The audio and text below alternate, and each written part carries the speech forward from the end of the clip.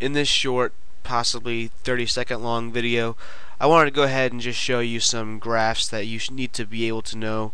There are some functions that are easily visualized just by looking at them, because we see them so often that we can we just recognize them. So like, let's say if we say f of x equals x, so that means y equals x. So let's think about why this line, this vertical line, not vertical line, this diagonal line, 45-degree angle. Not that that's too important for this particular class, but why is this y equal x? Well, because for every value of x, let's say you have 5 here. Actually, that's 2, isn't it? So it's 2 here. It's going to also be 2 here. So at every value of x, you're going to have the same value at y. So that's why this is f of x equals x. So that's one graph that you should be able to recognize more or less instantly, and I don't mean so much be able to recognize this from this as much as, well, that doesn't make a lot of sense, does it? I don't mean being able to say, look at the graph and say that's f of x equals x, although you should be able to do that. I mostly mean being able to look at this and say, oh, I know what that's going to look like. It's going to look like this. And there's a few more we need to look at. So we've already dealt with parabolas quite a bit. We have f of x equals x squared is a parabola. So it's f of x equals x squared is the most basic parabola that there is. The vertex is at 0, 0, the x-intercept is at 0, 0, and the y-intercept is at 0, 0. It opens up, and so it looks as generic as it possibly can.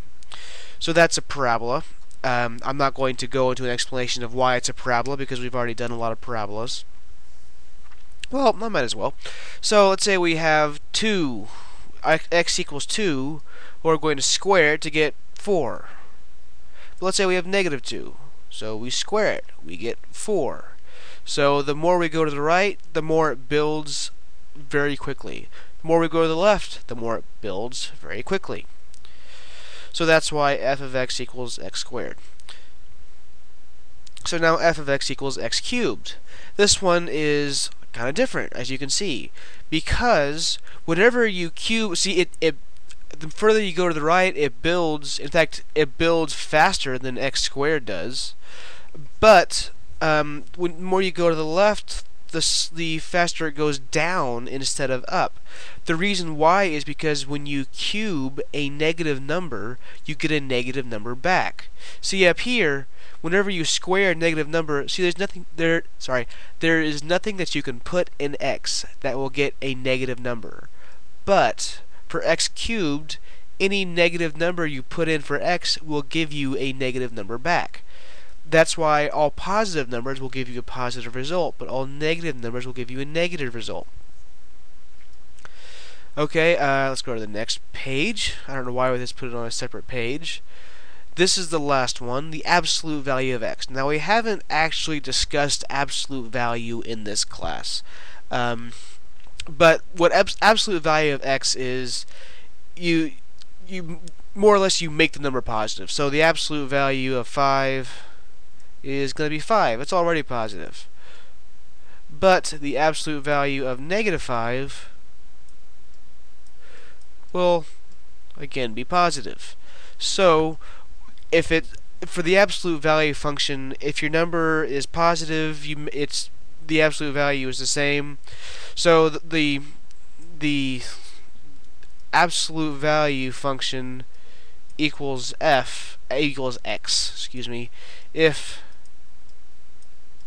this is kind of sloppy, x is greater than 0, and absolute value of x equals negative x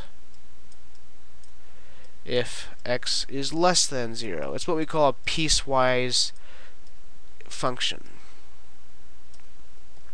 So basically, if it's a positive number, then you keep it positive. If it's a negative number, you make it positive. So this is similar to f of x equals x, because remember, for f of x equals x we had just this line going here, except this time we don't want to allow any negative values. So we're going to, anytime we have a negative number, make it a positive number. So it goes up here. And this goes up here.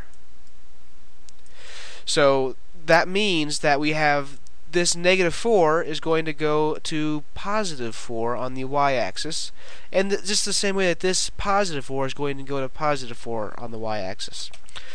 Okay, that actually concludes this particular video. I know it was short. The next one, however, might be kind of difficult. So I'll see you in the next lecture.